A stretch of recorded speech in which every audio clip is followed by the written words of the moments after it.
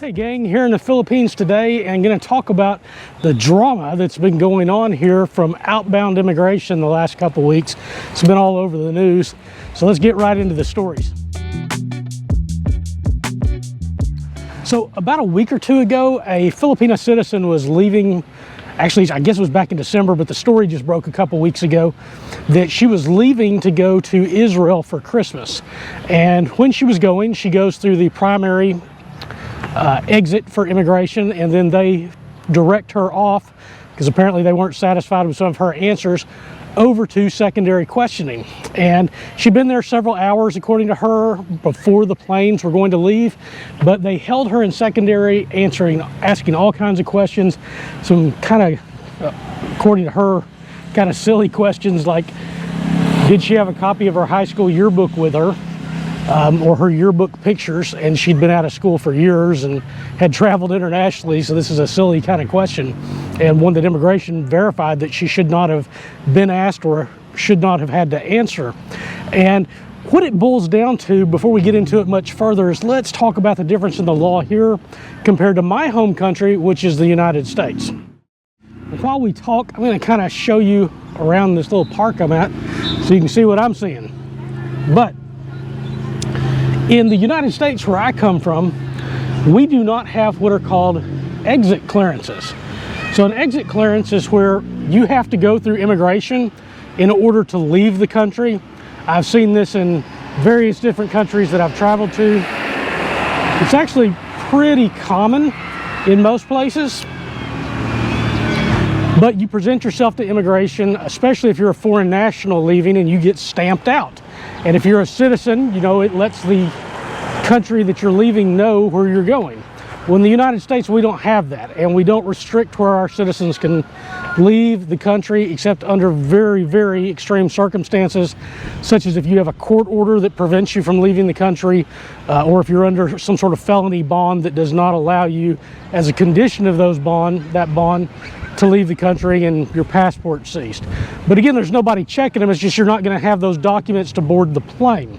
Now, the United States knows everybody that's leaving in the United States across legitimate exits, because the planes are required to get that information of everybody leaving and forward that passport, as well as information prior to the plane departing or when a plane is arriving.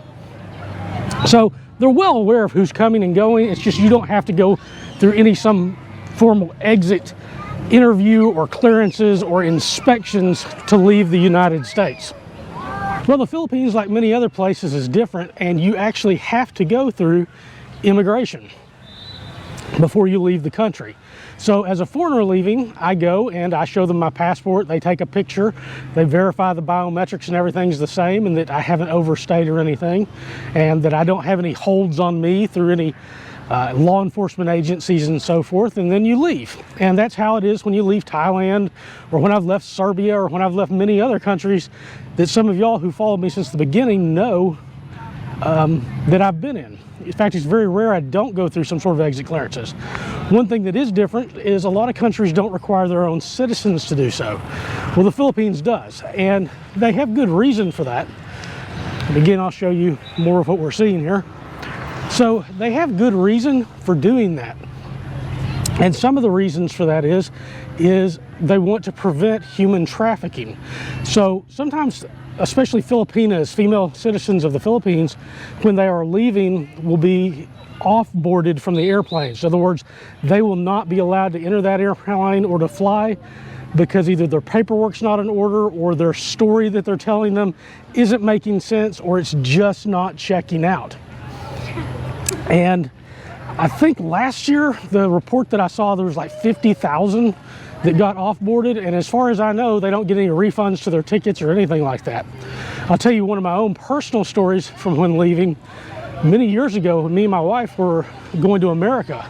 We were getting married, and they have to go through a course. I think I can't remember if it's CFO or CBO, but they have to do that before they leave the Philippines. I never can remember those acronyms. Basically talking to them about domestic violence, how to get help in the foreign country that they're going to and stuff, making sure it's legitimate the reason they're going.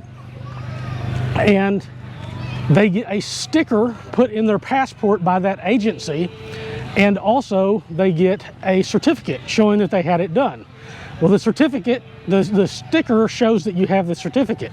So when we were leaving, and she didn't know this and I didn't know this, is long, I don't even know if they do this anymore as far as the stickers and things, but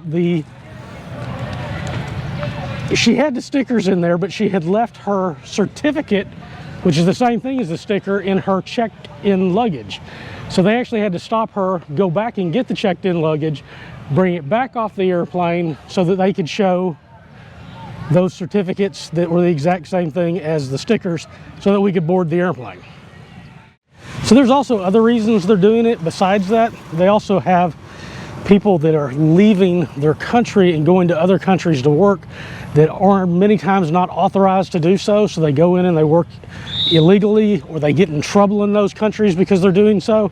And then the Philippines has to deal with that. Their government does. So they're making sure if somebody is leaving, they're not going for those purposes as well.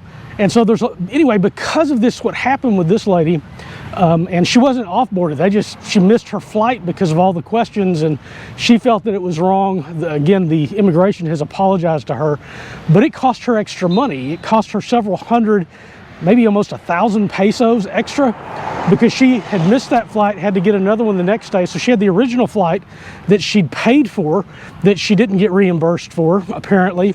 And also she had a more expensive flight the next day because she's doing a booking last minute to Israel so she doesn't miss the Christmas season.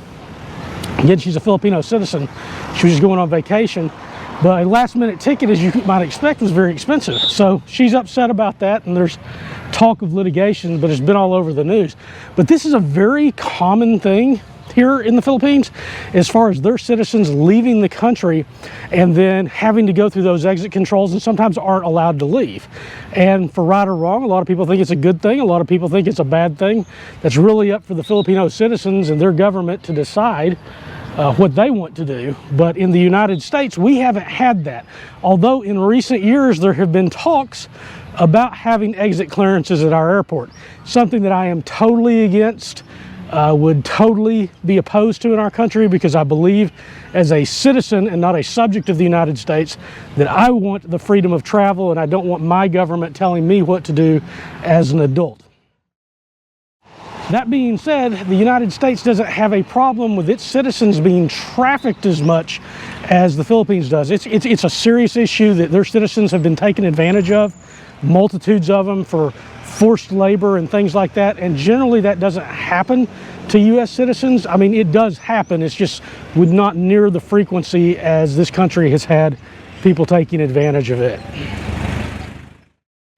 All right, gang, that's the controversy currently going on here in the Philippines. I'll let you know if anything else shakes out about that. But this is something, again, that's been going on for a while, but thought I'd do a video on it because it's every time I turn on the news, every time I go and see a newspaper, this story or a couple others that are similar to it keep coming up.